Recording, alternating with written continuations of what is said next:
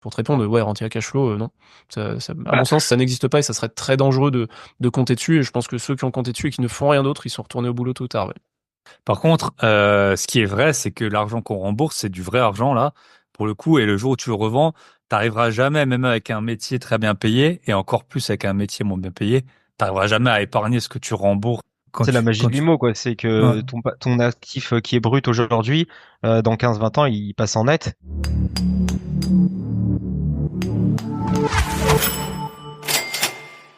Eh bien, le bonjour, vous êtes toujours sur le podcast de l'immobilier de la liberté et des gros billets. Nous sommes en 2025 et c'est le moment de faire de l'argent comme jamais. Et aujourd'hui, on accueille nos chers invités, Charles, Arthur et Antoine, que vous avez pu entendre en intro. Et on va parler voilà, de gros montées dans l'immobilier avec un patrimoine qui est très conséquent. Forcément, moi, j'ai déjà un patrimoine qui est je suis dans les 0 et quelques pourcents de la population française et eux, on atteint carrément le 1/10 millième, je pense, parce qu'ils ont carrément créé une foncière. On a fait un épisode de podcast privé que je vous invite à aller écouter avec Charles Arthur et Antoine où on montre comment s'endetter, justement, un lot, 10 lots, 50 lots, 100 lots. Et qu'on voit à chaque fois que c'est des étapes qui sont différentes. Moi, c'est vraiment une question qu'on me pose souvent, mais comment tu as fait pour enchaîner? Comment tu fais? On me parle des endettements à 35%. J'ai une formation sur un dossier, le dossier bancaire que j'utilise, hein, si jamais vous voulez aller voir. Et ben voilà, en tout cas, nous, les 35%, ça fait très très très longtemps, vous en doutez, qu'on n'y est plus. J'ai acheté encore 3 biens. Cette année, je vais vous faire un petit update de la semaine avant de commencer. Premier gros highlight de la semaine qui va peu vous intéresser, mais peut-être vous allez vous en rendre compte. J'étais malade comme un chien. C'est ce qu'il faut. Je pense qu'on peut le dire. J'ai dû, moi qui suis hyper actif, qui ai des journées déjà super remplies. Et ben là, en fait, j'ai dû tout stopper pendant une semaine. J'ai fait que dormir. J'ai vu que Paco, mon acolyte, il a été dans le même cas. Ça arrive. Heureusement qu'on a beaucoup de choses en place qui tournent en automatique parce que je sais pas comment j'aurais fait. Et puis qu'on est aussi épaulé. Ce que je voulais vous raconter, si vous avez suivi le 10 janvier, on a signé 3 biens avec Michel. Je vous fais un petit update sur les 3 biens. Il y en avait un qui était déjà loué. Je vous donne les chiffres, hein, 50 000. Les gens, en fait, les personnes, elles me croient pas. Si vous voulez, vous prenez un appel avec moi, je vous montre les actes notariés, il n'y a pas de souci, les baux, etc. C'est juste que, en fait, ça fait plus de 10 ans qu'on cherche des biens immobiliers, qu'on en cherche pour d'autres personnes, qu'on a ciblé nos zones, malgré ça, on passe des dizaines d'heures à chercher jusqu'à trouver. Donc si moi je vous dis les chiffres que j'ai trouvés, vous allez me dire oui, ça n'existe pas. Chaque semaine, je vous reçois des invités sur le podcast. Vous voyez un peu les rentas qu'on arrive à avoir, etc. Oui, si tu vas aujourd'hui sur le Bon Coin, que tu passes 20 minutes, tu vas pas les trouver. Mais c'est des chiffres, je peux les attester, bien entendu. Euh, donc, si vous voulez prendre un appel avec moi, je vous les montrerai. On a acheté un premier bien, 50 000 euros, dans un hyper bon emplacement. C'est marrant, il y avait un téléfilm là, la télé récemment, et on voyait pile l'endroit où j'ai un appart, où on a acheté, puis on avait déjà un autre appartement dedans. Donc, et puis le film, c'était pas banlieue 13 bis, hein, vous en doutez. Voilà, loué 400 euros hors charge par mois. On l'a payé 50 000 euros déjà loué. Donc rien à faire. Ça se paye tout seul. Emplacement premium, nickel. On encaisse.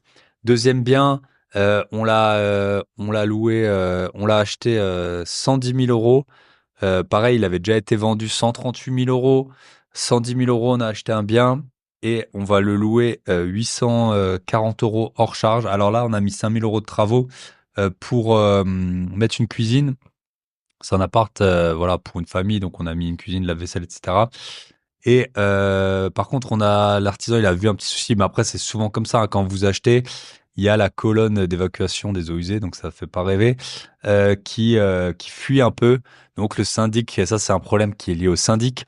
Le syndic va s'occuper de ça.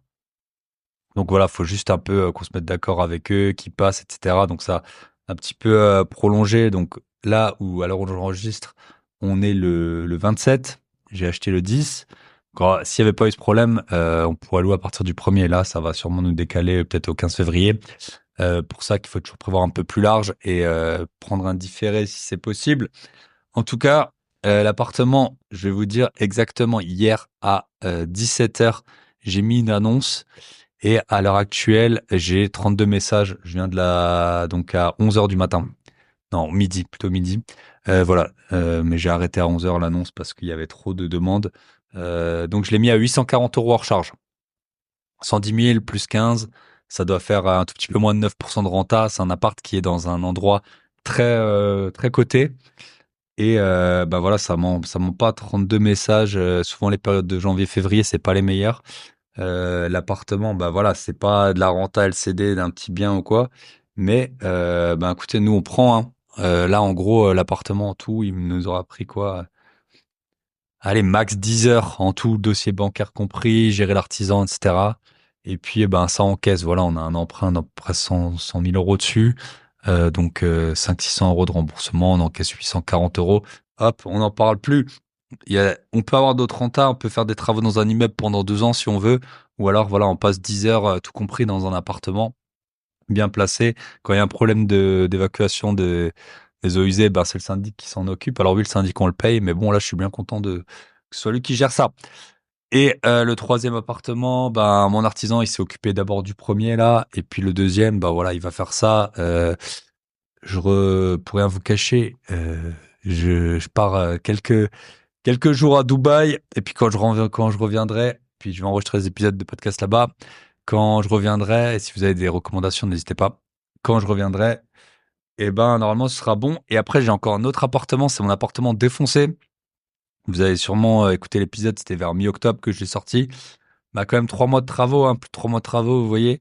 Là, on arrive sur la fin. Je suis content. C'est beau, c'est propre. Franchement, les 3 derniers apparts là qu'on a achetés, ils sont vraiment bien. Celui-là, ben, c'était mon appartement quand même, faut le dire. Celui qui a été défoncé à la base, c'était un peu mon appartement le moins bien. Il était tout à fait habitable. Hein. C'était la fille de la propriétaire qui habitait dedans avant que je l'achète, donc elle aurait pas fait habiter dans un taudis. Et bon, mais maintenant là, quand il va être fini, ça fait plaisir d'être dans des biens où on se dit ah ben voilà, ils sont vraiment bien, les locataires, ils vont se sentir bien dedans. Donc voilà, ça avance. Et puis quand je repasserai en Alsace, je m'occuperai, bah, soit mon gestionnaire il s'occupera des mises en location, soit je le ferai et on sera bien. Donc en gros, ce que je veux vous dire, c'est que on a acheté le 10 janvier. Et ben fin février, au pire du pire, tout sera loué et puis on n'en parle plus. Voilà, moi c'est comme ça, c'est comme ça qu'on investit. Nous, on n'achète pas d'immeubles, on fait pas des biens avec des gros travaux, on commence pas à faire des projets sur la lune. On a des patrimoines en millions d'euros et on est encore en train d'acheter des apparts à 50-100 000 euros. Pourquoi? Parce que ça nous prend littéralement 10 heures. Ça prend largement moins de temps pour moi d'acheter un appartement que de changer de voiture, par exemple. Après, il y a d'autres stratégies qu'on peut comprendre aussi. Des immeubles, des gros travaux, ça dépend des zones dans lesquelles vous habitez, dans les zones dans lesquelles vous investissez. Mais nous, notre stratégie, c'est ça. On a eu, et tous les membres du Club Invest qu'on accompagne, on a eu par exemple Théo, qui est passé récemment sur le podcast, il a acheté quoi, 8, 7 appartements en, en 2 ans, avant 30 ans. Là, je l'ai eu au téléphone encore, pour rien vous cacher, hier. Il est en train de se positionner peut-être sur 2, 3, voire 4 appartements. Et il a un métier prenant à côté et il a une compagne et voilà, c'est nous notre vie c'est juste engranger du patrimoine le plus possible, pas passer du temps de fou, je sais pas, voilà, pareil. Les appartements, on a un gestionnaire locatif, OK, bah ça nous coûte 7% des loyers, mais voilà, on n'a pas le temps. Combien de temps moi j'ai plus vite fait d'acheter un appartement de plus que de commencer à gérer tous les locataires. Donc c'est les stratégies. Si vous voulez appliquer les mêmes stratégies que, bah voilà, j'ai été transparent, je vous ai donné les chiffres que nous on arrive à trouver. On a d'ailleurs un nouveau venu dans le Club Invest, Antoine. Donc si vous voulez nous rejoindre au Club Invest, vous pouvez prendre un appel gratuitement avec nous. Vous allez soit sur le site clubinvest.fr, vous le trouvez sur grosbillet.com ou vous m'écrivez dans tous les cas. Vous pouvez prendre un appel gratuit avec nous. On peut voir. Donc on a un nouveau venu, Antoine. Et là, en ce moment, on a une offre. Offre anniversaire, c'était mon anniversaire il y a pas longtemps. C'est si vous nous rejoignez pour 6 mois, en fait, on vous accompagne pendant 12 mois. Et on a une offre, c'est simple, on a une offre où si vous trouvez pas de biens qui vous conviennent, au bout de 6 mois, on vous rembourse, tout simplement. En fait, parce que c'est ça fait 3 ans et quelques qu'on accompagne des membres pour trouver des biens rentables, dont Théo, dont Kevin, dont Yannick que j'ai eu sur le podcast, etc. Et tous les membres qu'on a eu, des dizaines, ils ont acheté des peut-être à eux tous 100 lots maintenant. Et ils ont tous trouvé. Donc en gros, on a, et je pense que personne d'autre ne fait ça, on a un mentorat. On vous accompagne en direct. C'est pas juste des vidéos, c'est pas des appels juste de groupe ou quoi. Vous nous parlez en direct. Vous avez notre contact. Vous pouvez nous écrire quand vous voulez. Et voilà. En ce moment, pour 6 mois, vous payez 6 mois et vous avez 1 an d'accompagnement en tout. Donc 6 mois offerts et une garantie. Soit vous trouvez, donc vous prenez vraiment aucun risque, si ce n'est le risque de vous enrichir. Voilà, si vous prenez pour 6 mois, vous avez 1 an offert, donc clubinvest.fr ou vous m'écrivez Instagram, Telegram, LinkedIn, comme vous voulez. Voilà pour les news. Et dernier point, la formation crypto, vous le savez, la formation que j'ai enregistrée avec Sam, le prix va augmenter. Je vous avais dit c'était pour 2 semaines. Donc là, à la fin quand ça fera une semaine que cet épisode sera paru, le prix aura augmenté. Donc rejoignez-nous. J'ai eu des super bons retours des personnes qui nous ont suivis, que ce soit via la formation, soit via l'Académie des gros billets, c'est inclus dans l'Académie des gros billets si vous nous rejoignez également. Et vous avez du coup la formation crypto, que des bons retours dessus, que des personnes qui ont pu approfondir le sujet, des débutants qui connaissaient rien, des personnes plus avancées. Voilà, Sam, il est dans la crypto depuis 2012. On lui l'a fait pas à l'envers. Parfois, faut le remettre un peu. J'ai dû le remettre de temps en temps sur la voie du non ultra initié, parce que voilà, lui, il est passionné et ça fait trop plaisir dès qu'on veut creuser. On peut aller très très très loin avec lui. On fera des lives aussi avec Sam. Et moi, voilà, j'avais justement ce rôle de vulgarisateur et Sam d'expert. Donc, on faisait vraiment un super bon duo. Moi, j'ai adoré tourner ces formations jusqu'au bout de la nuit, pour rien vous cacher, avec Sam. Et donc, voilà, grosbillet.com/crypto. Vous allez sinon sur mon site. Vous avez accès donc au prix promo. Mais dépêchez-vous parce que le prix va augmenter. Forcément, c'est un prix de lancement. Et merci à ceux qui nous ont fait confiance. On attaque l'épisode avec Charles Arthur et Antoine et on se retrouve de l'autre côté.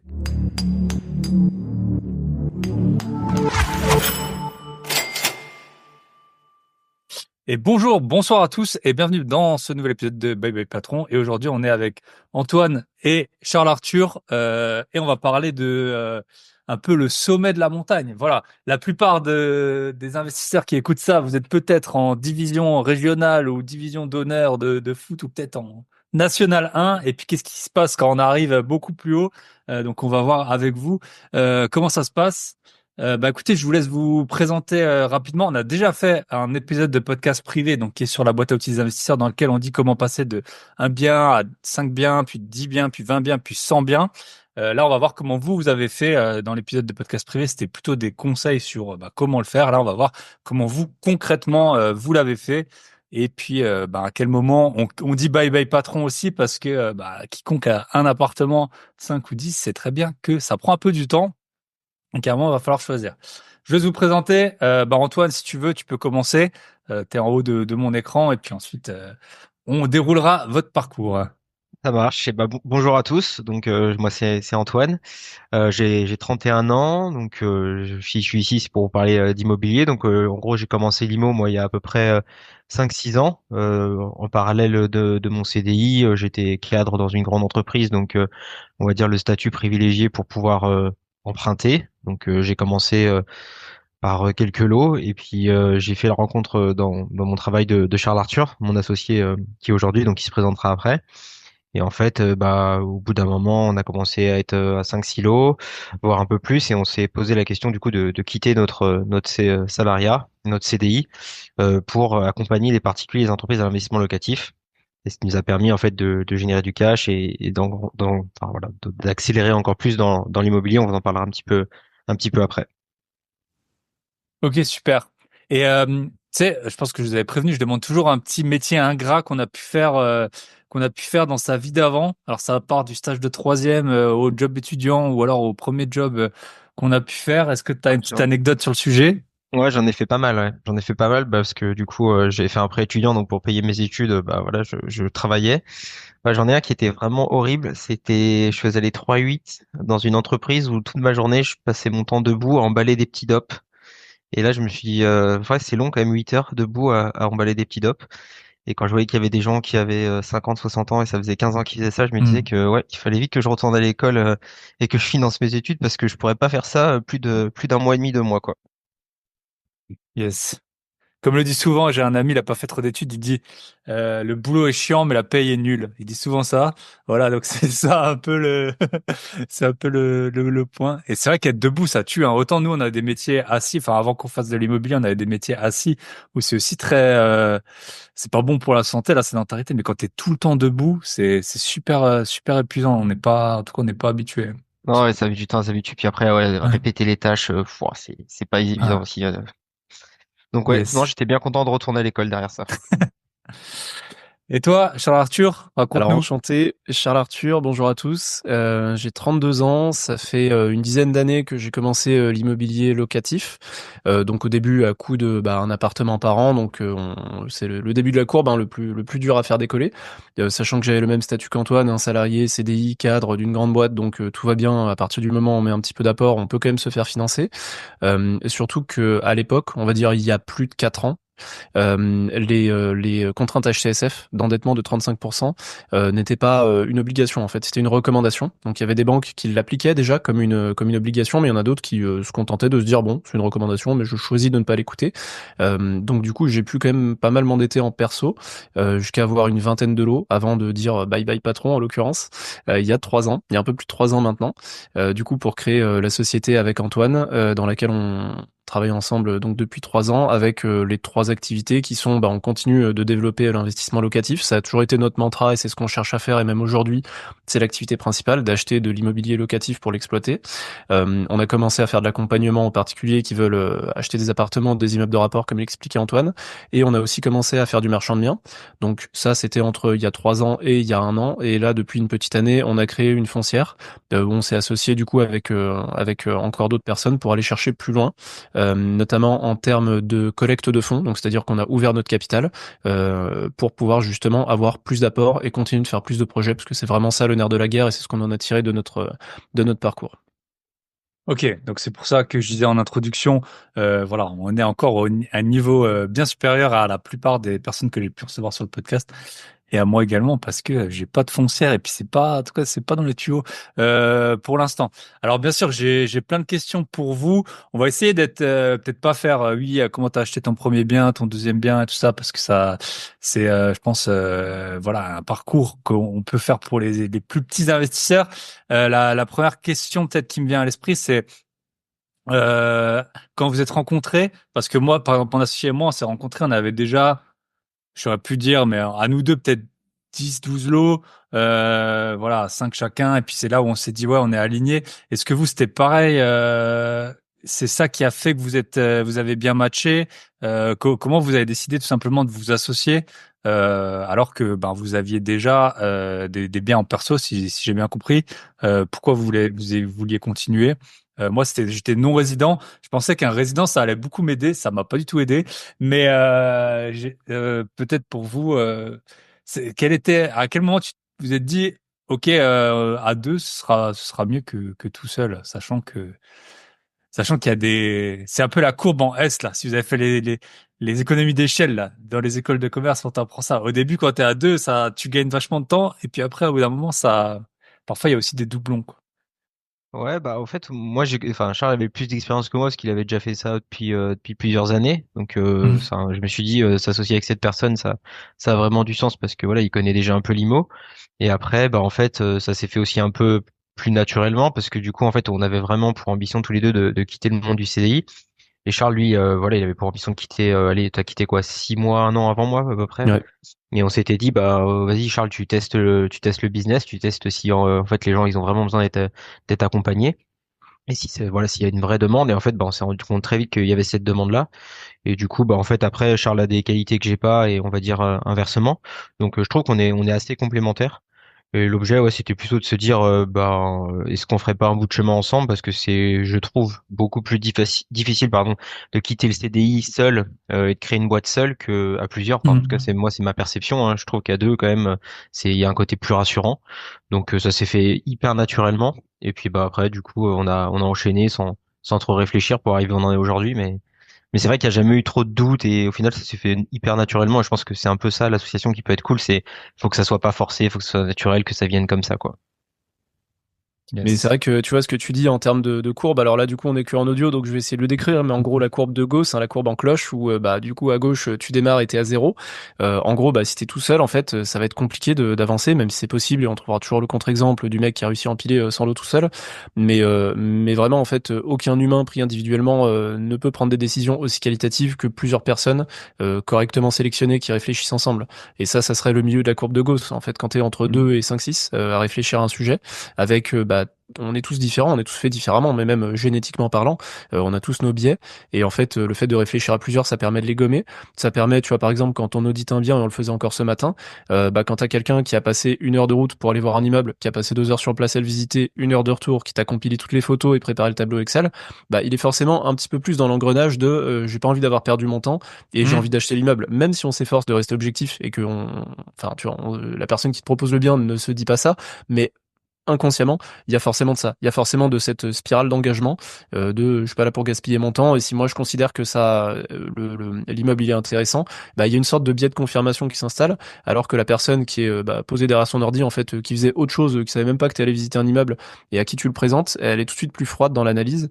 Et en fait, le parallèle que je fais, c'est en trading dans les banques, t'as le trader et t'as celui qui confirme le trade. Et du coup, ça gomme le biais en fait du trader fou qui va se dire c'est bon là j'ai chopé une tendance ou je ne sais quoi. Et du coup, il y a le mec qui est complètement détaché de ça, qui lui limite il a pas de variable si le trade il fonctionne ou pas, donc il est complètement objectif par rapport à ça. Il va dire non, elle est nulle ton idée en fait, donc on n'y va pas. Et du coup, je trouve qu'en tout cas ça évite de partir dans des extrêmes dans un sens ou dans l'autre. Et après, par contre, la fin de la courbe de Gauss où elle retombe, ça serait d'avoir trop d'associés ou de mal les choisir. C'est-à-dire que si t'essaies de te mettre d'accord à 200, bah ça va te faire une espèce de moyenne qui est pas forcément qualitative. Donc c'est aussi ça qu'on a essayé de faire au fur et à mesure de notre parcours, en fait, c'est de regarder où est-ce qu'on avait des lacunes et de s'associer avec des gens qui ne nous ressemblaient pas, justement. Yes. Mais il y a une théorie de la foule, là. Je sais pas si tu connais l'histoire entre Kasparov, là, aux échecs, contre, je sais plus, 10 000 ou 20 000 personnes. Et donc, en fait, sur un très grand nombre, par exemple, si on doit estimer le poids d'un bœuf ou un truc comme ça, et ben, la moyenne des estimations, elle sera assez proche du vrai truc, du vrai poids.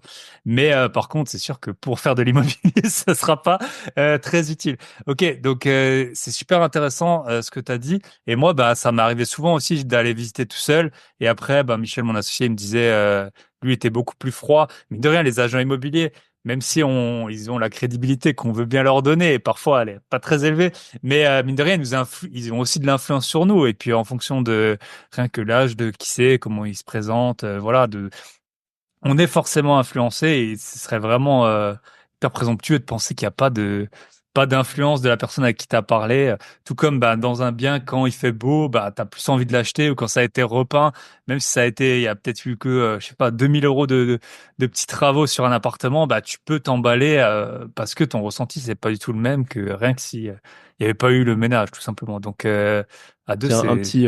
un petit tips par rapport à ça, c'est l'hiver, quand on visite des appartements qui sont pas chauffés. En fait, on le verbalise pas, mais c'est bizarre de rentrer dans un logement et de pas enlever sa veste, tu vois, Hmm. il fait aussi froid que dehors. Et ça, je le dis aux agents IMO, je dis, putain, mais dites à vos clients de souscrire un contrat EDF. Je sais qu'ils ont pas envie parce qu'ils sont vendeurs, parce qu'ils ont besoin d'argent, donc ils vont pas aller en plus payer de l'électricité ou du gaz. Mais si, il faut le faire parce que c'est inconscient, mais ça dégrade inconsciemment ta perception du bien. Si t'es dans un appartement, limite, tu vois, il est tout meublé, parce qu'à la limite qu'il soit vide ou que ce soit à moitié un chantier, c'est pas choquant. Mais tu vois, un appartement qui est encore limite en état d'être habité, mais dans lequel il fait froid, tu vas pas le verbaliser comme ça pendant la visite, mais ça va forcément te laisser une Hmm. impression négative.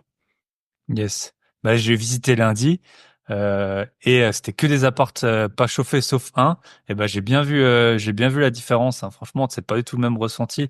Et en plus, les murs, tout le monde le sait pas, mais en fait, le sentiment de chaleur qu'on a, c'est à la fois l'air et c'est les murs aussi comment ils renvoient L'inertie, ouais. réfraction, ouais, enfin voilà, des murs. Donc même si tu chauffes juste avant, ça marche pas bien. C'est pareil pour l'électricité, c'est complètement scandaleux.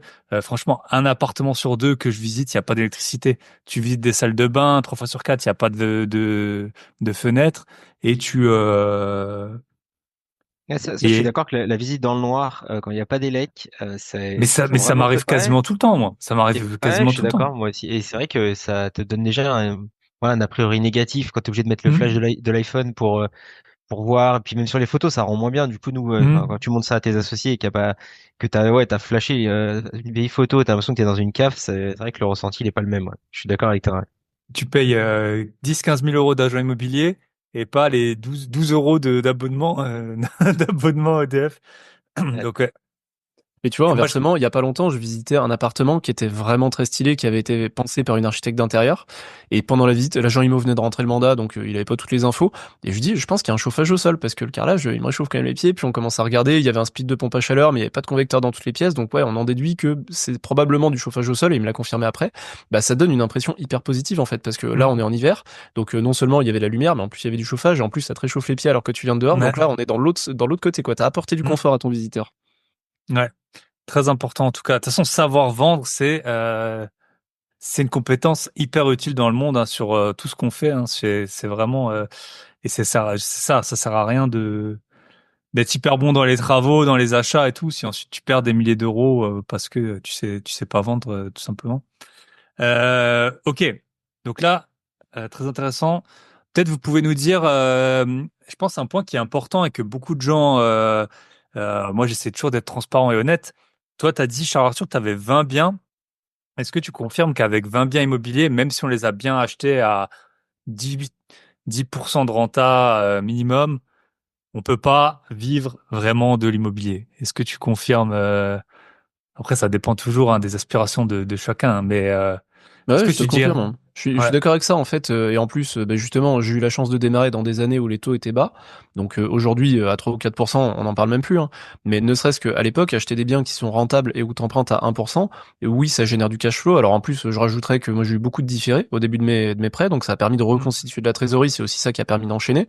Mais malgré tout ça, en fait, si tu prends ton montant de cash flow et que tu dis que tu vas vivre dessus, comment on fait le jour où il y a un ballon d'eau chaude qui pète? Comment on fait quand on a un petit peu de vacances locatives? Comment on fait quand bah, la taxe foncière elle monte comme tous les ans? En fait, c'est un flux de trésorerie et il vaut mieux en avoir que de pas en avoir. Et encore une fois, c'était beaucoup plus simple à 1% qu'à 4% en termes d'emprunt.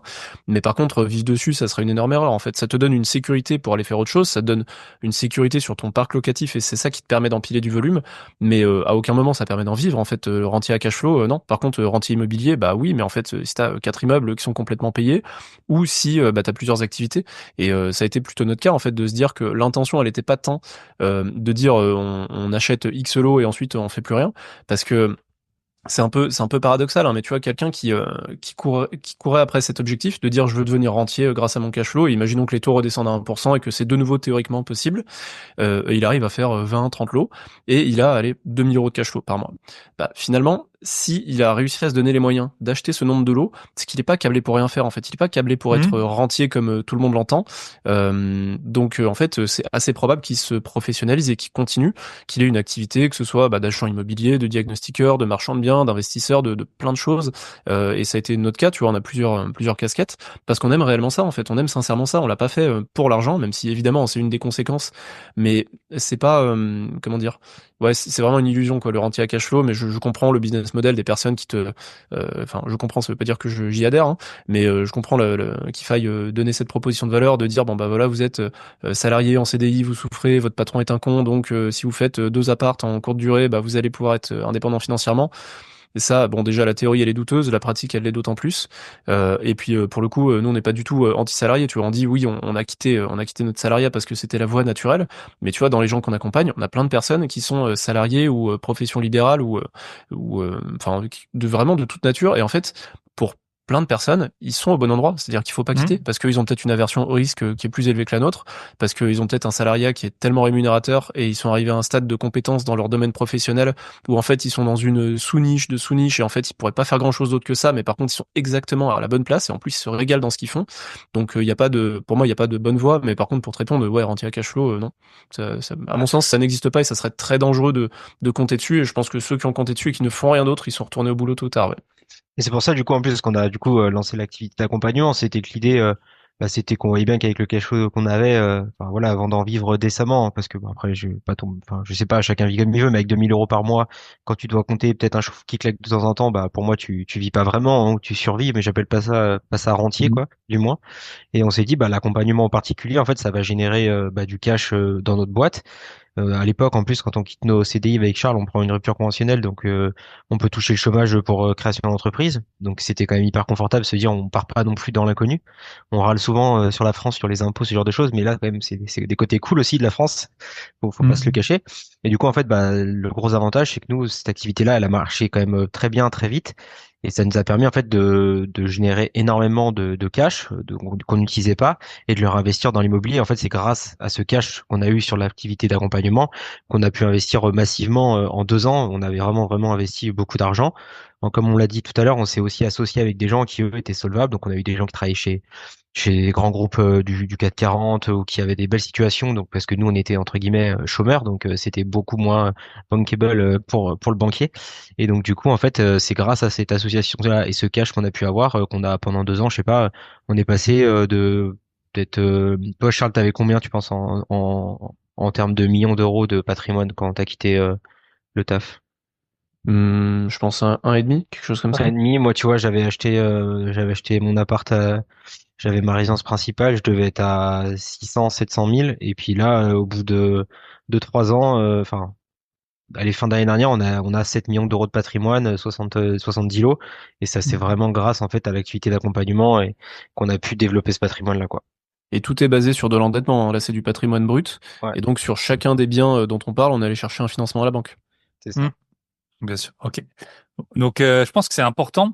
Alors, la toute petite parenthèse que je dirais, parce que j'en connais et de très proche, il y a des gens qui étaient vraiment dans des mauvaises situations et qui ont pu quitter leur emploi pour se lancer. Vous avez eu la chance, et beaucoup de gens ont eu cette chance de d'avoir le Pôle emploi pendant 2 ans ou un an, enfin selon les modalités.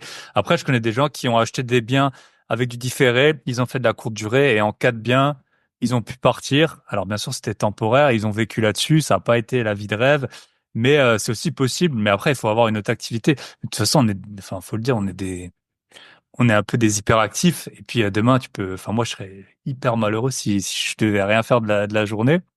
Donc, euh, donc voilà, c'est toujours, tu peux pas avoir 1,5 million de patrimoine et te dire je vais vivre avec 2 000 € par mois. C'est trop compliqué. Ouais, puis c'est dommage d'avoir, enfin, tu vois, D'avoir fait tout ça. tu quittes le CDI, t'as 28 ans, tu te dis Mhm. toute ma vie, je vais toucher 2 000 €. Ouais. Et puis regarder Netflix, c'était vrai que c'était pas trop dans notre tempérament Mhm. non plus, tu vois. Donc l'objectif, c'était vraiment de construire quelque chose. Et enfin, comme l'a dit Charles tout à l'heure, non, on fait pas ça pour l'argent. C'est voilà, c'est un facteur. Enfin voilà, c'est le résultat de quelque chose, mais c'est plutôt la passion de l'immobilier qui nous anime.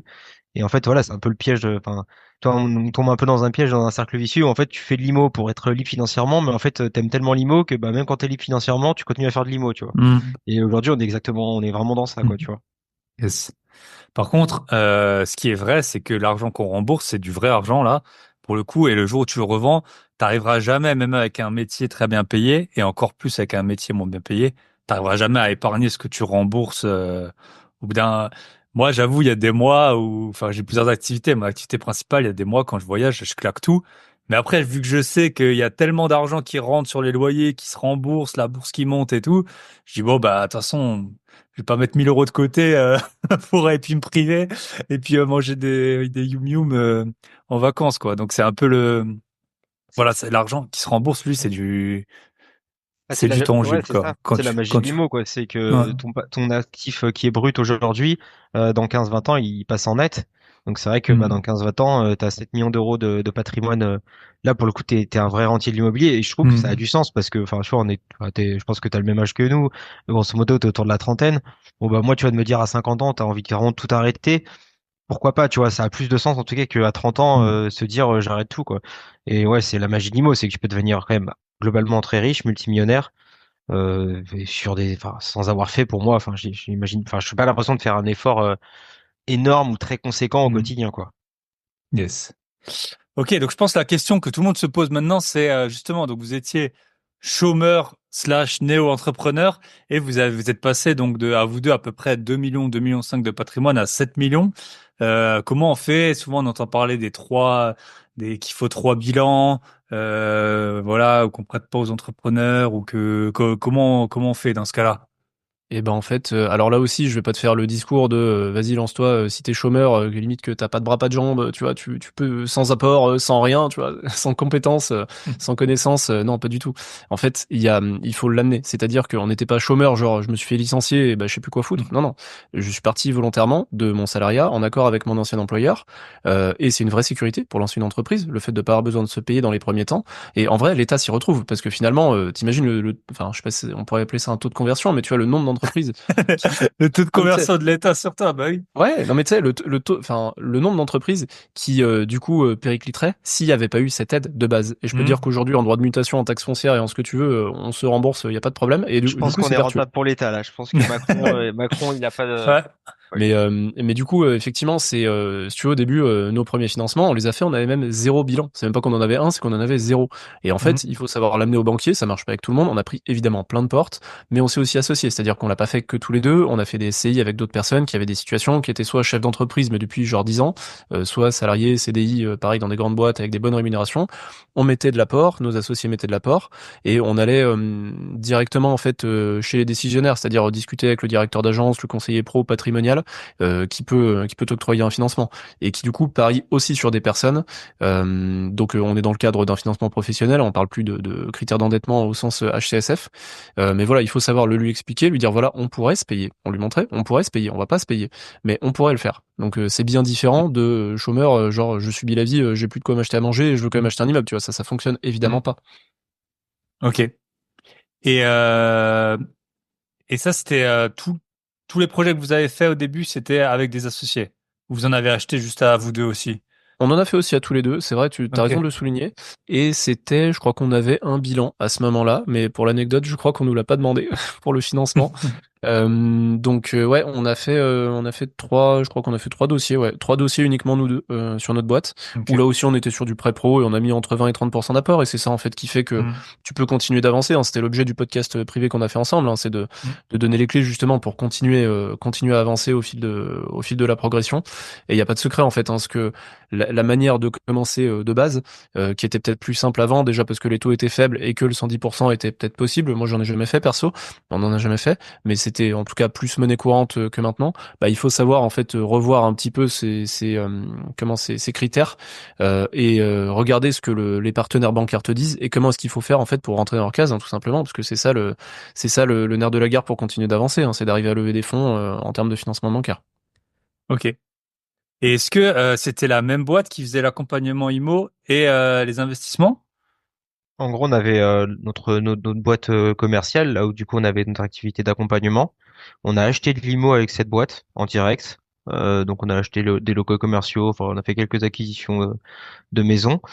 Avec du recul, c'est un peu une erreur d'avoir acheté directement avec l'activité commerciale, parce que si demain, enfin aujourd'hui, on a tout, cette activité commerciale, on l'a basculé dans notre foncière, ça devient une filiale de notre foncière. Donc on a une boîte en fait où du coup on a de l'IMO dessus, on peut pas la fermer, donc c'est vrai que c'est un peu con. On aurait peut-être dû faire une SCI à l'époque.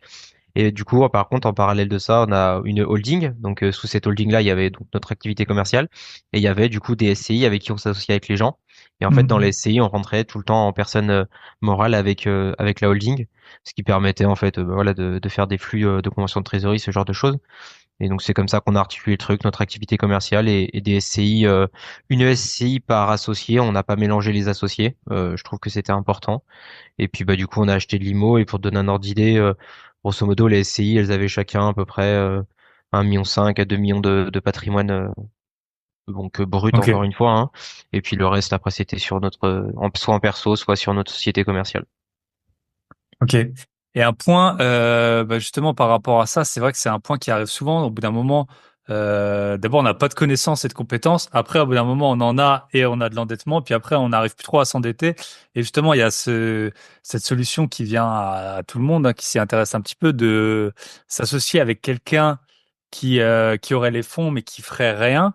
Mais après, c'est dur de trouver un bon arrangement. Enfin, par exemple, moi, je suis hyper endetté, je suis hyper occupé. J'ai juste les compétences et les connaissances. Donc, en fait, je peux m'associer avec personne parce que, enfin, ou quasiment, parce que je vais pas m'endetter plus et je vais pas m'en occuper. Enfin, voilà, je peux rien mettre sur la table si ce n'est trouver les biens. Et puis, bon, les compétences que j'ai, mais en termes de temps ou d'endettement, je sais pas, voilà, si j'aurais une vraie valeur ajoutée. C'est et puis après, si moi je voulais mettre de mon temps, bah, je voudrais une plus grosse partie du gâteau. Parce qu'à la limite, l'endettement, souvent, c'est un endettement, on signe, on connaît tous la caution, le petit document de caution là que j'ai signé pas plus tard que cette semaine, comme quoi on est engagé solidairement et que la banque, elle peut venir directement prendre les fonds chez nous et pas.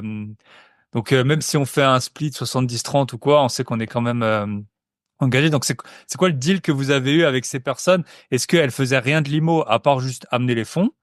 Et vous veniez à 50% ou quelle était la répartition à la fois des tâches et puis de la rémunération par rapport à ça? Est-ce que vous aviez une rémunération annuelle, par exemple, comme des management fees qu'on pourrait avoir, ou est-ce que c'était juste, bah, écoute, toi, je peux m'endetter grâce à toi, tu fais rien, tu signes juste, et moi, je fais tout le reste, et puis comme ça, j'ai la moitié de quelque chose que j'aurais jamais pu avoir tout seul. Alors ça a été un peu variable en fonction des associations. Au début, le deal il était 50-50, légèrement dépareillé en notre faveur, parce que nous c'est notre activité principale, donc on voulait pas, tu vois, créer un entre guillemets groupe, hein, sans prendre la grosse tête, mais en gros une holding avec des filiales en dessous, sur lesquelles on soit minoritaire systématiquement, donc on est très légèrement majoritaire, majorité simple, hein. Et en gros le deal c'était on met l'apport à 50-50, nous on prend une sorte de frais d'entrée, tu vois, genre de 1% du prix du bien, parce que c'est nous évidemment qui faisons la recherche et ainsi de suite, et un frais de gestion qui était de 0,1% de la valeur du bien par mois, si je dis pas de bêtises, ouais c'est ça, Ouais, un pour 1000, ouais c'est ça. c'est une facture mensuelle, ouais. Ouais, c'est ça. Et parce qu'on faisait la gestion locative nous, donc globalement, si tu prends le point de vue de nos associés, et ben ils achètent la moitié d'un immeuble, enfin ils ont la moitié d'une SCI qui achète un immeuble, ils mettent la moitié de l'apport, ils mettent leur situation, ça leur coûte pas grand-chose, hein, et nous on met bah, du coup la moitié de l'apport et tout le travail qui va avec. Donc en gros en fait, à chaque étape de notre parcours, et c'est vrai encore aujourd'hui, on a fait en sorte de mélanger les compétences pour réunir autour de la table des gens qui ont besoin des autres, tu vois, c'est-à-dire que nous on avait besoin de nos associés parce que ça présentait quand même mieux d'aller voir le banquier en disant on a l'expérience, mais par contre aujourd'hui on est tout à fait conscient que en termes de critères bancaires on n'est pas les meilleurs en termes de scoring. Et ben on vous amène d'autres personnes qui seront aussi caution de la même manière que nous, et ça donne un mélange qui fonctionne plutôt bien parce qu'on l'a fait plusieurs fois. Et ensuite avec le temps les gestions locatives on les a déléguées parce que nous aussi on est parti sur autre chose, donc du coup on a supprimé le frais récurrent. Voilà comment on a fonctionné, ouais. Et après, ouais, Ok. dans nos clients, on en a pas mal on a pas mal de clients aussi, du coup, qui créent des SCI. Et on voit pas mal de choses, tu vois. Là, hier, on était en train de déjeuner avec un client qui s'est associé avec un ami suisse, donc qui lui amène le cash. Il a amené la super situation. Ils sont associés à 50% chacun. Et en échange, bah, du coup, le gars avec qui on a mangé hier, tu vois, lui, il s'occupe de toute la gestion courante de l'immeuble. Donc, ce qui prend quand même pas mal de temps. Et du coup, au final, bah, lui, il a 50% d'une SCI, il a pas mis d'apport. Et puis bah du coup, il s'occupe de toute la gestion, on va dire administrative et quotidienne. Donc je trouve le deal plutôt fair. Et tu vois, un truc aussi à prendre en compte dans une SCI, quand tu mets de l'apport, donc en l'occurrence on va parler du fils qui met de l'apport, il a ce qu'on appelle un compte courant d'associé. Et en fait, bah en gros ils sont entre eux, ils se sont écrits que il était prioritaire pour récupérer ce compte courant d'associé et que du coup ça pouvait lui permettre de se régénérer son apport sous 1 à 2 ans. Et voilà, c'était un deal, je trouve, plutôt fair. Donc après, je trouve qu'il n'y a pas de deal parfait. C'est plus, bah voilà, il faut que les parties soient Mhm. d'accord, ça c'est la base. Et il faut vraiment faire ça, je pense, en fonction de son associé. Et faut pas forcer le truc, quoi. Si on sent que déjà que de base, lors de la négo, c'est compliqué, je pense qu'il faut pas forcer le destin et Mhm. peut-être pas besoin de créer une SCI avec une personne où on sait déjà qu'au début, c'est un peu bancal, quoi. Yes. Et un point que je rajouterais, par exemple, sur ce type de deal, donc je pense que c'est un bon deal, hein, surtout si t'as pas de cash, mais c'est peut-être de le limiter dans le temps. Parce que toi, peut-être que aujourd'hui ça te va, t'as pas d'argent, et tu dis ok, enfin moi j'ai par exemple pendant 4 ans, je m'occupe de ça. Mais après, si tu te dis, l'autre il te dit pendant 20 ans tu dois gérer l'immeuble, peut-être que ça vaut pas le coup de par rapport à l'emprunt qu'il y avait, enfin voilà, qu'il y avait. Comme vous avez fait, au bout d'un moment, vous faisiez la gestion et après vous l'avez délégué, ou en tout cas de rediscuter de, je pense que c'est important de rediscuter à échéance fixe, peut-être de bah, qu'est-ce qu'on fait de l'immeuble, est-ce qu'on le garde, est-ce qu'on le vend, peut-être pas le vendre au bout d'1 an alors qu'on a payé 7-8% de frais de notaire, mais peut-être pas non plus le garder 20 ans alors qu'il y aurait d'autres choses à faire avec avec le cash. Ok. Et en termes du coup, d'organisation, tous les deux, vous êtes plus ou moins dans le même secteur, mais pas exactement, hein. Vous habitez quand même. Qui fait quoi? Qui visite? Qui fait les offres? Qui monte les dossiers bancaires? Qui harcèle les locataires qui payent pas? Qui appelle les Tchétchènes pour démonter des ports? Donc c'est comment ça se passe? Bon, on fait tous les deux à peu près la même chose. Après, on est distants de 200 km l'un de l'autre et nos biens sont Hmm. vraiment répartis sur cet axe. Donc, du coup, on gère de manière logique, hein, au plus proche chacun de ses biens. Mais on fait tout tous les deux. C'est-à-dire qu'il n'y en a pas qu'un qui va faire les dossiers bancaires, il n'y en a pas qu'un qui va faire les visites. Mais pour le coup, c'est vrai parce qu'on est tous les deux à plein temps. Tu vois, dans l'exemple de l'associé où t'en as un qui est en Suisse, un qui est en France, bon, bah, c'est évidemment celui qui est en France qui fait tout le terrain, celui qui est en Suisse est moins dispo. Et donc, il faut que ce soit logique par rapport à la vie de chacun. Mais ouais, dans notre cas, on fait tous les deux les deux et je pense que c'est bien dans le sens où si c'est ton activité professionnelle, t'as intérêt à maîtriser toutes les étapes. C'est-à-dire que si t'as jamais fait de gestion locative de ta vie et que ton associé a un problème et ça peut arriver, tu vois, il décède, bah que tu te retrouves. Alors tu me diras ça se délègue, hein, mais on va dire que on est plus en sécurité comme ça en sachant que l'autre il Hmm. est capable de faire la totalité du process que si on était à 50-50 sur les compétences. Ok. Est-ce que vous mettez une sorte de... Je transpose un peu à, à ma situation, mais vous faites un call, ok, toi tu fais ça, toi tu fais ça, toi tu fais ça, ou alors il y a des automatismes dans le sens, ok, si c'est pour ce logement, ben en gros je fais tout, ok, c'est moi qui ai visité, par exemple, moi souvent c'est ça, si je visite, c'est moi qui monte le dossier bancaire, parce que c'est beaucoup plus simple que je le présente au banquier, vu que c'est moi qui l'ai vu. Euh, voilà, est-ce qu'il y a des règles est-ce que c'est Ouais, du cas par cas? Est-ce qu'il y a des sortes d'automatismes que vous avez mis en place? c'est assez naturel maintenant. Après, sur le côté, bon bah géographie, c'est assez évident que celui qui est le plus proche. Et encore que ça arrive des fois qu'il y en a un qui soit pas dispo et c'est l'autre qui va faire 200 bornes pour aller visiter un immeuble. Et puis ensuite, il repasse le dossier à l'autre. Donc on est tous les deux au courant des dossiers. Après, il y a un moment où quand t'as des gros chantiers, genre 500 000 euros de travaux sur un immeuble, bon bah il y en a un qui gère et l'autre, il a pas besoin d'être au courant de 100% des micro détails des travaux, sinon tu dégrades Hmm. ton taux horaire. Mais non, c'est plutôt assez naturel, hein, la manière dont ça se fait. Mais c'est avec Ok. le temps, ça fait 3 ans qu'on bosse ensemble. Donc au Yes. début, c'était plutôt, voilà, toi tu vas faire ça, tu vas gérer tel immeuble. Et c'était, ouais, par contre, en gestion locative, on va pas s'amuser à gérer un lot sur deux dans un immeuble. Tu vois, il y en a un qui a Hmm. l'immeuble, il fait tout l'immeuble. Ok. C'est ça. Moi, ça a mis un peu de temps aussi à se mettre en place. Et au début, il y avait souvent des doublons. C'était pour le même. Ok, toi, tu sais pas comment faire au début. Donc, ok, il y a une petite réparation à faire. Est-ce qu'on est d'accord tous les deux? Et puis après, au bout d'un Ouais. moment, ça se met en place Et c'est vrai naturellement. il faut pas trop partager parce que là justement on a une SCI où on est quatre dedans et on a essayé de se répartir un peu de tâches tous les quatre et en fait c'est un vrai bordel parce que t'as toujours le truc où tu sais pas trop si ça rentre chez l'un ou chez l'autre. On a une boîte mail avec des sous-boîtes mail et quatre sous-dossiers avec le nom de chacun. Je trouve que c'est beaucoup moins efficace comme ça. Mhm. À trop vouloir dire on va vraiment partager, faire 25% du boulot chacun, non, non, moi ça me dérange pas d'en faire limite un peu plus que les autres, en fait tu gagnes du temps, hein. À te dire c'est moi qui le fais, mais au moins je sais que c'est à moi de le faire, et j'ai pas besoin de poser la question de est-ce que c'est moi qui dois traiter Mhm. ça. Yes. Ok, et du coup, après, on peut passer sur l'étape suivante, c'est là où vous en êtes maintenant, la foncière. Alors, juste comment ça vous est venu? Est-ce que c'est est-ce que c'est accessible à tout à chacun? Enfin voilà, est-ce que vous aviez vu les limites justement de votre modèle avec les associés? Vos associés, vous aviez surendetté tout votre entourage? Voilà, il y a ou alors c'est souvent ça quand on n'est pas à son compte, on dit ouais, et t'entends souvent Tata Jacqueline, oui, il me faut une idée d'entreprise, alors que des entreprises, voilà, ah, tu peux devenir serrurier, hein, c'est pas une nouvelle idée, mais ça marchera parce qu'il y en a besoin. Donc, mais après, une fois que tu es dedans, t'as plein d'idées. Donc, est-ce que c'est comme ça, par itération, en gros, que vous vous êtes dit, bon, bah, maintenant, on va aller sur plus gros. Comment ça s'est fait? Parce que c'est pas tous les jours qu'on rencontre quelqu'un. Déjà, j'ai vu que je crois qu'il y a 0,6% des ménages français qui ont 10 lots ou plus. Mais alors, des gens qui ont une foncière, là, c'est même pas une par stade de foot. Donc, comment ça se passe? Bah, en fait, déjà dès le début, quand on a quitté le CDI, on avait envie de créer une sorte de foncière. On voulait faire ça, mais on savait pas. Enfin, honnêtement, là, c'est plus que des compétences immobilières. Il y a aussi beaucoup de compétences juridiques, beaucoup de compétences autres que de l'immobilier. Et en fait, on s'était dit, on veut créer ça. On avait essayé de faire tourner des tableaux Excel dans tous les sens. En fait, on voulait faire une grosse SCI, quoi. C'était ça à l'époque. Et puis, bah, on n'y est pas arrivé. On n'arrivait pas à faire quelque chose de, on n'arrive pas à se lancer, à trouver quelque chose de rentable. Et on s'est dit, bon, bah, tant pis, on va accompagner les particuliers investissements locatifs. Et on a fait ça pendant 2 ans. Et un soir, un mec qui m'invite à une soirée événement, j'avais pas envie d'y aller, il fallait faire du réseau, mais je me suis dit, bon, franchement, en plus j'étais malade, je me suis dit, allez, j'y vais, je fais le tour en 20 minutes, je fais le tour des 15 invités, s'il y a personne d'intéressant, je rentre chez moi. Et là, je discute et je tombe sur un CGP, donc j'ai pas, enfin, je sais pas si, j'espère qu'il y aura pas des CGP qui nous entendent, mais je n'avais pas beaucoup de, comment dire, d'estime pour les CGP. Pour Estime, moi, comme c'était les agents des, IMO, il y en a des bons, hein, ouais, paraît-il. Mais bah oui, oui, il y en non, il a y en des a des bons. bons. Et je me suis dit, oh putain, un CGP, il va me vendre un Pinel. Et en fait, pas du tout. Ça a été vraiment un coup de foudre pro, tu vois, où je me suis dit, putain, le gars, Hmm. enfin, il comprend exactement ce qu'on veut faire. Et lui, en fait, il me disait que, bah, dans sa boîte, il était salarié d'un cabinet en gestion de patrimoine.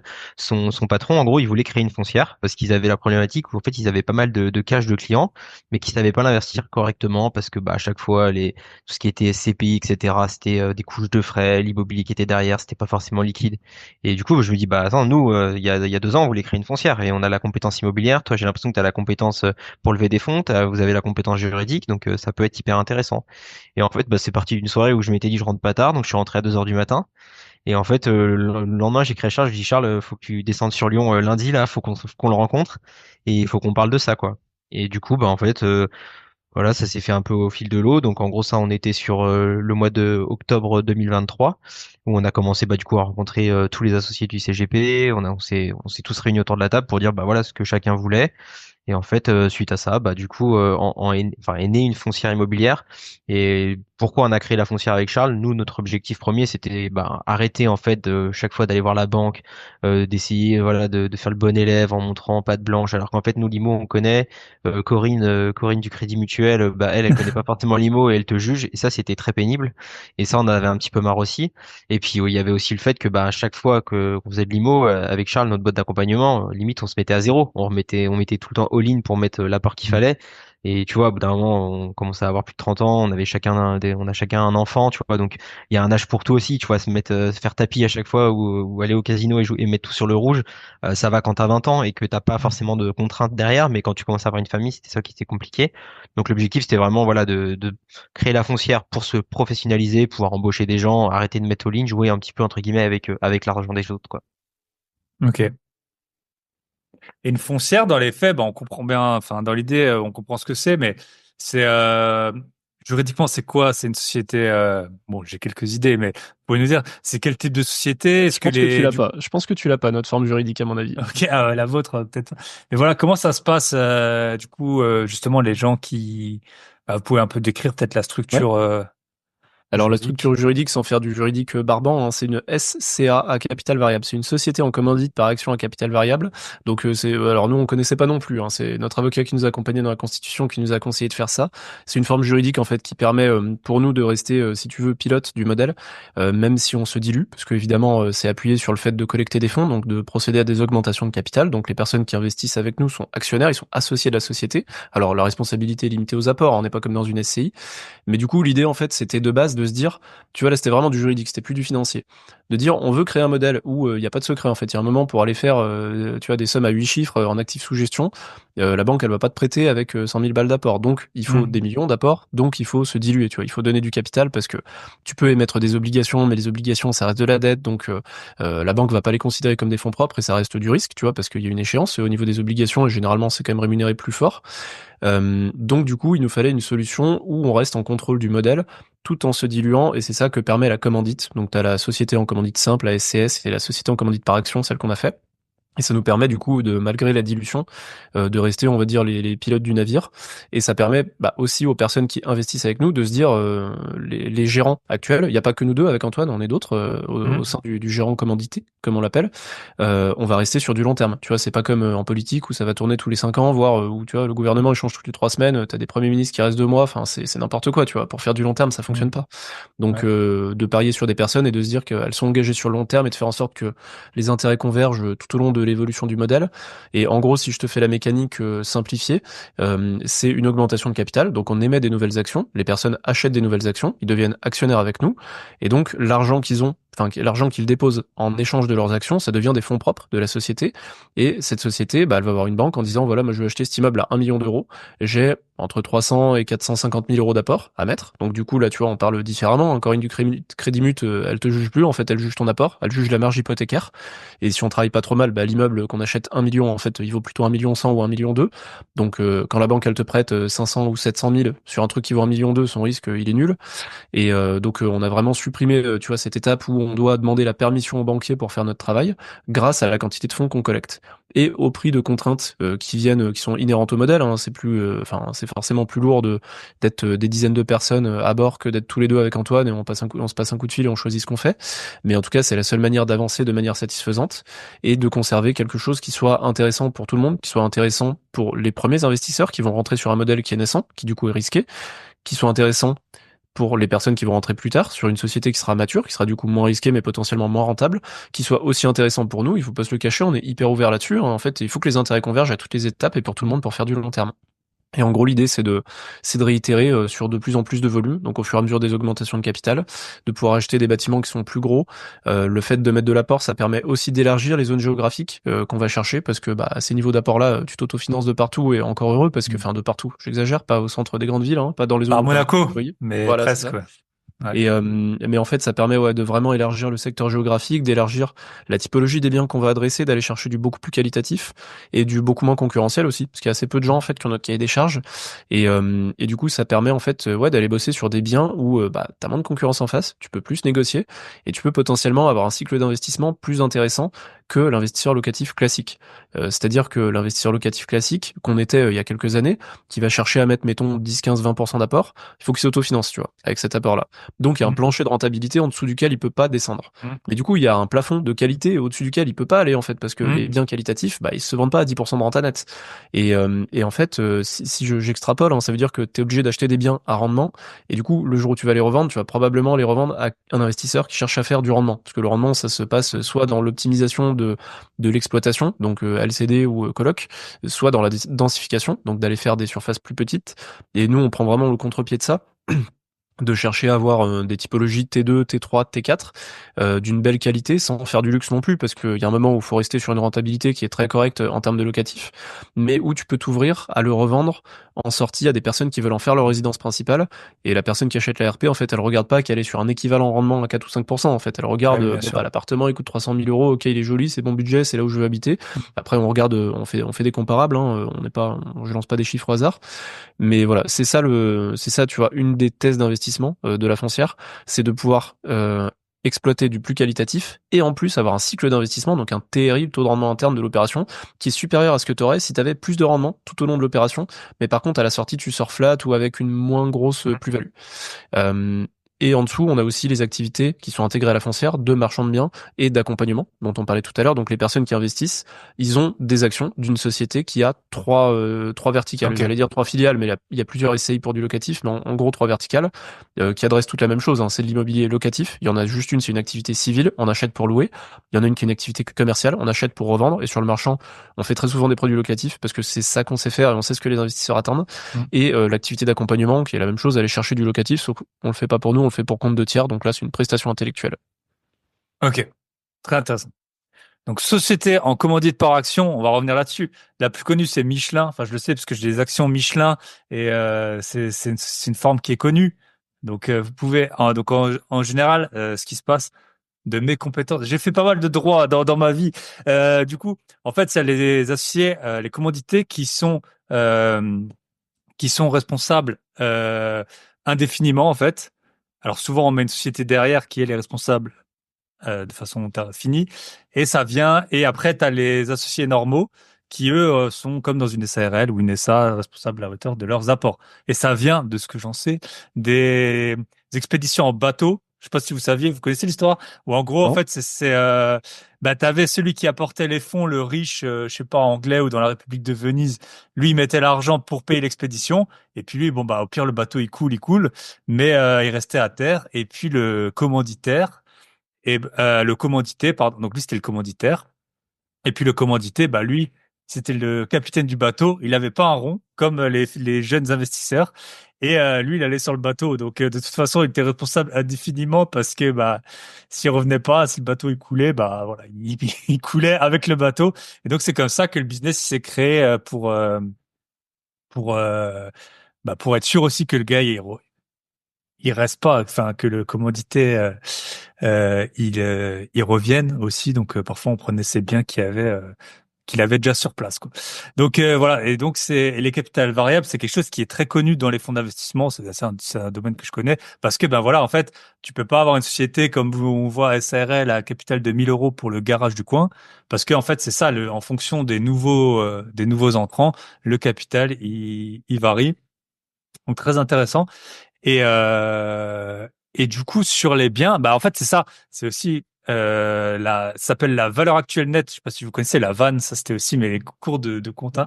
Donc en fait, c'est vrai que beaucoup de gens tiennent compte uniquement de la rentabilité du bien, mais en fait, la meilleure rentabilité, c'est sur une fois que tu l'as vendu. Alors c'est sûr qu'on ne le sait pas quand on va vendre, mais moi j'ai un appartement que j'avais à 5% de renta, et quand je l'ai revendu, je gagnais 5000 euros par mois au final du temps de détention, alors que chaque mois, il me rapportait que 1000 euros et je remboursais 1000 euros. Donc, c'est quelque chose qu'il faut vraiment tenir compte, je pense.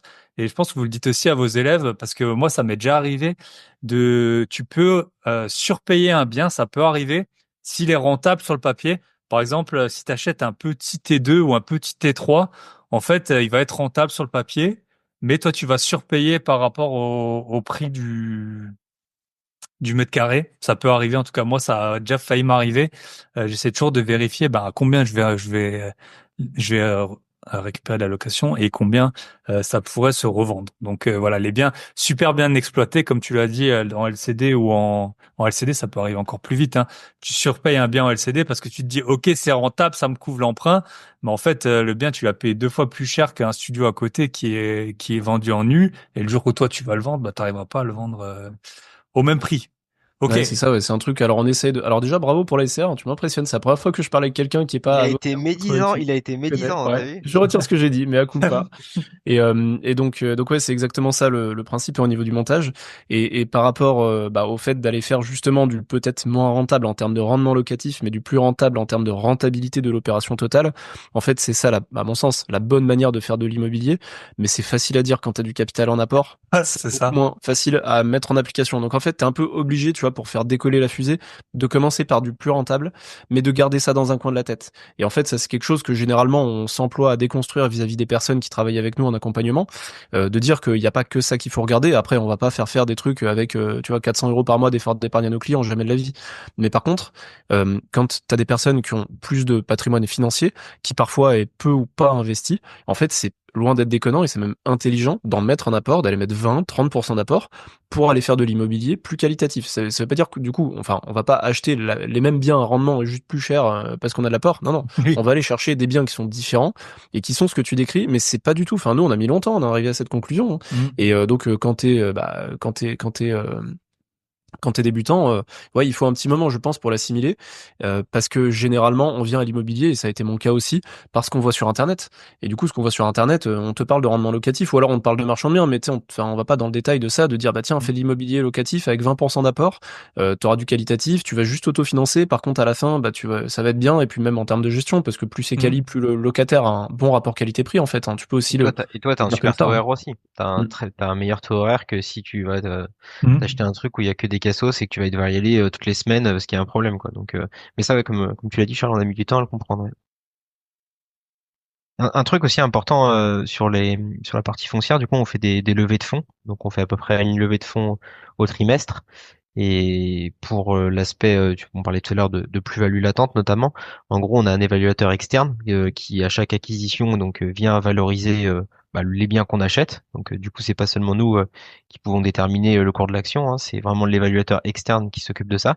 Et tu vois là sur les premières levées qu'on a fait, grosso modo, on est à 20% de plus-value latente par rapport à ce qu'on a acheté et les travaux qu'on a pu engager. Donc, notre stratégie de TRI globale, je pense qu'à terme, ce sera vraiment bénéfique. Mais voilà, comme tu l'as dit tout à l'heure, on peut pas prendre ça pour acquis non plus parce que bah, du coup, le marché de l'immobilier, il pourrait se retourner. Mais là, quand même, grosso Mm. modo, on se dit on a 20% de plus-value latente. Donc voilà, c'est important aussi, grâce à l'évaluateur, de matérialiser un peu la stratégie qu'on essaie d'adopter, quoi. Yes. Et c'est vous qui sourcez les biens? Toujours, ou vous, maintenant, vous avez des sortes de chasseurs, On a tout en fait, ça peut venir de partout, hein. Nous, on est sur le terrain, on fait des visites, mais t'as énormément de biens qui de toute façon sont à vendre par des agents IMO. Donc l'idée c'est d'être numéro un dans leur carnet d'adresse et qui nous proposent les biens en off et ça arrive tous les jours et pas plus tard qu'hier encore sur l'activité d'accompagnement. Donc ça c'est un vrai vecteur, mais il y a pas que celui-là. Il y a le fait de connaître des gens, de connaître d'autres propriétaires et en fait, en tout cas sur nos marchés, on s'en aperçoit. T'as pas mal de gens qui ont allé entre 50 et 70 ans et qui ont fait de l'IMO tout au long de leur vie et qui ont 40, 50, 60 lots et qui commencent à les vendre en fait parce que la gestion, il y a un moment ça commence à devenir lourd et parce que généralement les enfants en veulent pas. Alors je sais pas parce que c'est peut-être qu'ils ont vu leur papa tout le temps en train de gérer leur IMO et leur locataire qui se disent non non ça j'en veux pas. Mais on a assez souvent ce discours-là et on a plusieurs profils comme ça de personnes avec qui on peut potentiellement avoir de la récurrence. Et là aussi on s'attache au fait que tu vois tout le process de la transaction se passe bien pour laisser une bonne image de notre société et pouvoir potentiellement retravailler sur des transactions futures, que ce soit avec les agents IMO, avec les vendeurs en direct. Et après, le sourcing, il peut venir de partout. En fait, enfin, quand il réfléchit, tout le monde touche à l'immobilier de près ou de loin. On vit tous dans une maison ou dans un appartement. On connaît quand même tous de près ou de loin quelqu'un qui peut-être gravite autour de ça, dans les travaux, dans le locatif, dans la gestion, dans le syndic, dans l'entretien, dans le ménage, dans la conciergerie. T'as tellement de métiers autour de l'IMO que le sourcing, il peut venir de partout. En fait, il faut en parler tout le temps à tous les gens qui gravitent de près ou de loin avec le milieu de l'IMO et en fait, ça finit toujours par payer. Mais grosso modo, en tout cas, dans la foncière, notre métier, et entre guillemets, pourquoi on est employé, c'est du développement foncier. Donc, c'est vraiment sourcer des biens. Mais après, voilà, on essaie d'en parler au maximum autour de nous pour, voilà, essayer de décrocher le maximum d'opportunités. Ok, bah trop bien. Bah écoutez, je pense qu'on a fait un bon tour. Félicitations en tout cas hein, pour le parcours. J'ai eu plein Merci. d'invités exceptionnels, mais vous en faites partie bien sûr. Et merci à Émilie. Hein, c'est Émilie Pinkfear qui nous a mis en relation, qui C'est avait ça. fait l'apologie de vos connaissances et de votre parcours. Bah si on veut vous retrouver, comment on fait? Alors, on a un site internet qui s'appelle, ça s'écrit foncièreorion.com. Ok, tu Sans peux accent épeler grave. Orion. Foncière, Fonciere. Si vous payez une taxe foncière, vous savez comment ça s'écrit, foncière. Orion, ORION.com. Donc foncièreorion sans tiret.com. Ok. Bah écoutez, ça m'a fait super plaisir. Donc si vous voulez voir notre épisode de podcast privé où on vous explique comment passer de 1 lot, 5 lots, 10 lots, 20 lots jusqu'à 100 lots, bah vous voyez, là on est à plus que 100 lots et à nous trois réunis encore plus. Et ben foncez l'écouter sur la boîte à outils des investisseurs. À très bientôt. Bye bye. Et voilà, l'épisode s'achève. J'espère que vous avez pris une bonne leçon d'humilité.